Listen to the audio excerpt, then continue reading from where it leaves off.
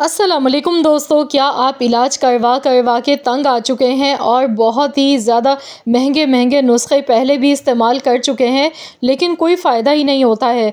तो आज आपके लिए लेकर आई हूँ एक ऐसी रेमेडी जिसमें ना तो आपका कोई ज़्यादा ख़र्चा होगा, ना महंगे बादाम पिस्ते आपको चाहिए होंगे, ना दूध। फिर भी आज का जो नुस्खा है ना, वो बहुत ही ज़बरदस्त होने वाला है। ये मेरा अपना आज़माया हुआ नुस्खा है जो मैं आज आप लोगों के साथ शेयर करूँगी। तो चलिए हम देख लेते हैं इस नुस्खे को किस तरीके से बना के तैयार करना है। इसके लिए हमें पहले नंबर पे जो चीज़ चाहिए वो है भुने हुए चने। भुने हुए चने बहुत ही ज़्यादा फ़ायदेमंद होते हैं क्योंकि ये कोलेस्ट्रॉल को भी हमारे जिस्म से घटाते हैं, अच्छा कोलेस्ट्रॉल बनाते हैं, पेट की फालतू चर्बी को ये पिघलाते हैं, जो ज़िद्दी चर्बी होती है, ढीठ से ढीठ होती है, उसे भी कम करते हैं और हमारी सेहत को अच्छा करते हैं। इनके बहुत ज़्यादा फ़ायदे हैं। इसके इस्तेमाल से जिन लोगों को ब्लड शुगर है वो भी कंट्रोल हो जाती है। ताकत का तो जैसे ये ख़जाना ही होते हैं, ताकत की अनमोल चाबी अगर कहा जाए तो बिल्कुल गलत नहीं होगा। ताकत की चाबी होते हैं भुने हुए चने। तो इसका इस्तेमाल आज हम करेंगे। तो इसके साथ ही जो दूसरी चीज़ हमें चाहिए होगी वो है खजूर। खजूर आयरन का ख़जाना होती है। इसमें आयरन भर भर के पाया जाता है, खून की कमी को दूर कर देती है और बहुत ज़्यादा ताकत पहुंचाती है हमारे जिस्म को। हमारी क़ुव्वत मुदाफ़ियत में ये इज़ाफ़ा कर देती है। वैसे तो दोनों ही चीज़ें ये बहुत ही ज़्यादा हेल्दी हैं, क़ुव्वत मुदाफ़ियत को बढ़ाती हैं, प्रोटीन का ख़जाना होते हैं चने। और यहाँ पर खजूरें मैंने ली थी 250 ग्राम।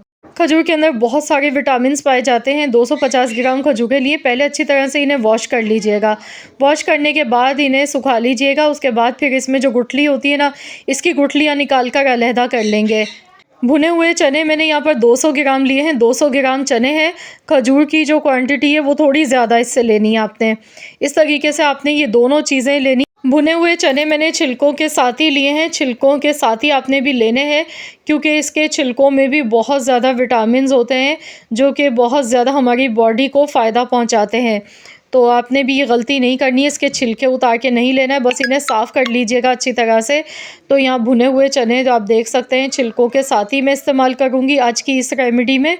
और खजूरों को भी मैंने इस तरीके से साफ़ कर लिया, इनके बीज निकाल लिए हैं। तो चलिए अब हम रेमेडी आज की अपनी बनाना शुरू करते हैं। इसके लिए कढ़ाई में सबसे पहले हमने देसी घी लेना है। अगर आपके पास देसी घी नहीं है तो फिर आप नॉर्मल घी का भी इस्तेमाल कर सकते हैं, लेकिन देसी घी लेंगे तो ज़्यादा हेल्दी रहेगी आज की रेमेडी। अब यहाँ हम लेंगे गोंद। यहाँ मैंने लिया था कीकर गोंद है मेरे पास, एडिबल गम भी इसे हम कहते हैं। और ये बहुत ही ज़्यादा फ़ायदेमंद होता है, जोड़ों के दर्दों के लिए बहुत ही फ़ायदेमंद है, हड्डियों को मज़बूत बनाता है, क़ुव्वत मुदाफ़ियत में हमारी इज़ाफ़ा करता है। तो यहाँ पर मैंने टोटल 3 चम्मच के करीब लिया है गोंद, और गोंद को हमने अच्छी तरह से फ्राई करना है। गोंद का तीरा इस्तेमाल मत कीजिएगा। गोंद का तीरा जो शदीद गर्मी के मौसम में इस्तेमाल किया जाता है कि उसकी तासीर बहुत ज़्यादा ठंडी होती है, वो भी बहुत ज़्यादा फ़ायदेमंद होता है। लेकिन आज की जो रेमेडी है ना, इसमें हमने कीकर गोंद इस्तेमाल करना है। तो यहाँ पर देखिए तेज़ गरम घी में डालकर आपने इसे फ्राई करना है ताकि जल्दी से ये फूल जाए। और अब हम इसे एक प्लेट में निकाल लेंगे। अब जो घी बचा है ना, इसमें हमने खजूरें शामिल कर देनी है। तो इसी घी में खजूरों को हमने डाल के कुछ देर के लिए खजूरों को हम फ्राई कर लेंगे। इससे ये होगा कि आज की जो रेमेडी मैं तैयार कर रही हूँ ना, इसे आप एक बार बना के आप इसे 2 से 3 महीने के लिए स्टोर भी कर सकते हैं। सिर्फ़ एक बार आपको बनाना है और बनाने में बिल्कुल भी कोई भी आपकी मेहनत नहीं लगेगी, ना ज़्यादा टाइम आपको लगेगा और ना ही तो आपका बहुत ज़्यादा ख़र्चा होगा। महंगे महंगे ड्राई फ्रूट्स हर कोई अफोर्ड नहीं कर सकता है। तो आप लोगों के बहुत ज़्यादा मेरे पास कमेंट्स आते हैं कि कोई ऐसी रेमेडी आप बताया करें जो कम ख़र्च में बन सके। तो मैं आज आप लोगों के लिए कम ख़र्चे में और बहुत ही ज़्यादा सुपर पावर हेल्दी रेमेडी लेकर आई हूँ, जो कि आपको ताकत, एनर्जी का एहसास दिलाएगी। खाते के साथ ही आपको पता चलेगा कि आपको बहुत तेज़ी से अपने अंदर कमज़ोरी जो है ना वो ख़त्म होती हुई नज़र आएगी और हाथों पैरों में जान आ जाएगी। बहुत ही फ़ायदेमंद है आज की ये रेमेडी। तो यहाँ देखिए मैंने खजूरों को थोड़ा सा सॉफ़्ट कर लिया, इन्हें एक प्लेट में निकाल लिया। अब जो घी थोड़ा सा बचा है ना, तो उसमें हमने ये भुने हुए चने शामिल कर देने हैं। वैसे तो ये रोस्ट हुए हुए हैं पहले से, लेकिन यहाँ पर थोड़ा सा हम इन्हें मज़ीद और भून लेंगे, इससे खुशबू बहुत अच्छी आएगी इनमें भी।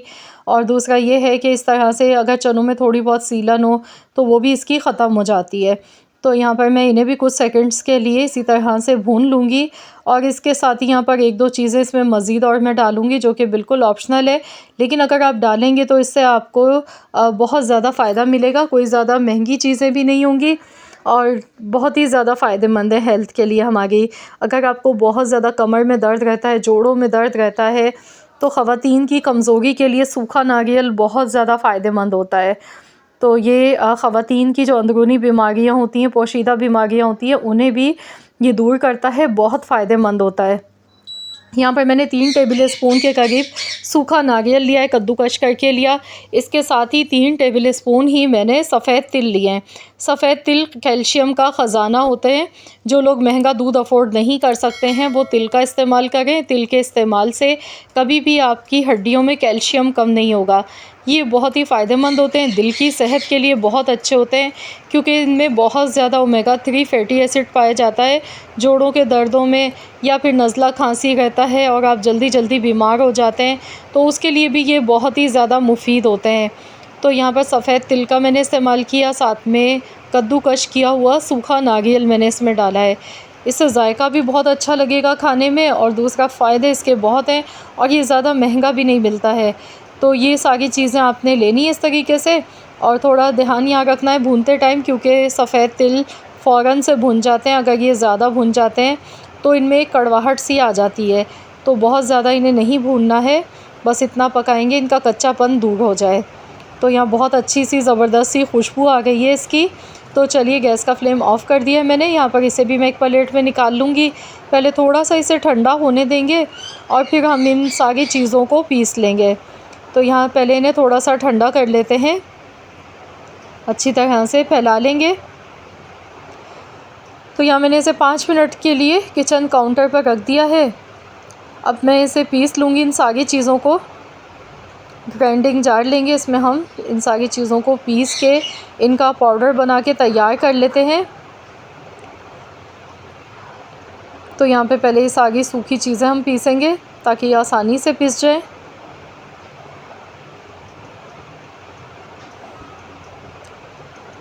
तो चलिए मैं इसे पीस के तैयार कर लेती हूँ। तो फ्रेंड्स जल्दी से आप मुझे कमेंट्स में बताएं कि आप किस कंट्री से, किस सिटी से मेरी इस वीडियो को वॉच कर रहे हैं। अगर आज की ये वीडियो आपको पसंद आ गई है तो प्लीज़ इस वीडियो को लाइक ज़रूर कर दीजिएगा। तो यहाँ देखिए मैंने इन सारी चीज़ों को पीस लिया। अब जो खजूरें हमने फ्राई करके शुरू में रखी थी तो ये भी इसमें डाल देंगे। वैसे तो आप चाहें तो वैसे भी हाथ से भी मिक्स कर सकते हैं, लेकिन मैं इसी में पीस लूँगी, क्योंकि बाज़ दफ़ा ऐसा होता है कि इस तरह के चॉपर मशीन नहीं होती हर घर में अवेलेबल। तो अगर ऐसा मसला हो तो फिर आप इसे हाथ से भी खजूरों को मिक्स कर सकते हैं इस पाउडर के साथ में। तो यहाँ पर देखिए मैंने मशीन चलाई और ये अच्छी तरह से मिक्स हो गई। अब हम इसे निकाल लेंगे और इसे थोड़ा सा ठंडा होने देंगे, क्योंकि अभी भी ये थोड़ी बहुत गर्म है। तो ये देखिए बस इतना ठंडा कर लें कि आप इसे आसानी से टच कर सकें। अब हम इसे चेक करेंगे। ये देखें आसानी से, देखिए बाइंडिंग हो गई है इसकी। अगर आपको ऐसा लगता है कि बाइंडिंग नहीं हो गई है तो थोड़ी सी खजूर आप इसमें और ऐड कर लें, या घी थोड़ा सा और मिक्स कर लें इसके अंदर, लेकिन पानी या दूध का इस्तेमाल नहीं करना है, क्योंकि ये लड्डू बनाकर हमें स्टोर करने हैं ज़्यादा दिन के लिए, बग़ैर फ्रिज के रखना है। तो इसी तरह से आप इस रेसिपी को बनाएं। तो देखिए ये लड्डू हमारा बनके तैयार हो चुका है। लड्डू आप अपनी मर्ज़ी से छोटे या बड़े साइज़ के बना सकते हैं और ये इजीली देखिए बनके तैयार हो गए हैं। तो इसी तरीके से सारे लड्डू पहले मैं बना लेती हूँ और फिर मैं आपको दिखाती हूँ। फिर मैं आपको इसका खाने का तरीका बताऊँगी कि आपने किस तरीके से इनका इस्तेमाल करना है। वैसे तो ये हर उम्र के लोग कर सकते हैं घर में। अगर आपके बच्चे हैं, छोटे बच्चे हैं, उन्हें भी आप खिलाएं, और घर में अगर बुज़ुर्ग हैं तो उन्हें भी आप दे सकते हैं, क्योंकि इसके कोई नुकसानात नहीं है। इसमें हमने चीनी का इस्तेमाल नहीं किया, कोई शुगर नहीं डाली। खजूर के साथ मैंने इन्हें बनाया है, और साथ ही में इसमें हमने जो भुने हुए चने डाले हैं। भुने हुए चने जैसा कि आप जानते ही हैं कि उसकी जो फ़ायदे हैं वो बहुत ज़्यादा होते हैं, बहुत हेल्दी होते हैं। फौलाद जैसी ताकत जिस्म में डाल देते हैं और इंतहाई फ़ायदेमंद होते हैं भुने हुए चने। इनका इस्तेमाल लाज़मी करना चाहिए।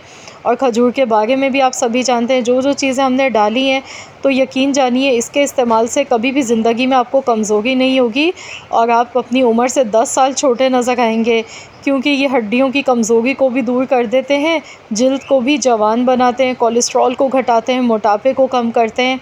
बहुत ही हेल्दी हैं। रोज़ाना आपने 1 लड्डू खाना है और अगर आपको बहुत ज़्यादा कमज़ोरी है तो दूध का 1 गिलास लें, 1 गिलास दूध के साथ खा लें, नहीं तो आप वैसे ही खा लें। ये बहुत ही मज़ेदार, बहुत ही अच्छे लगते हैं खाने में।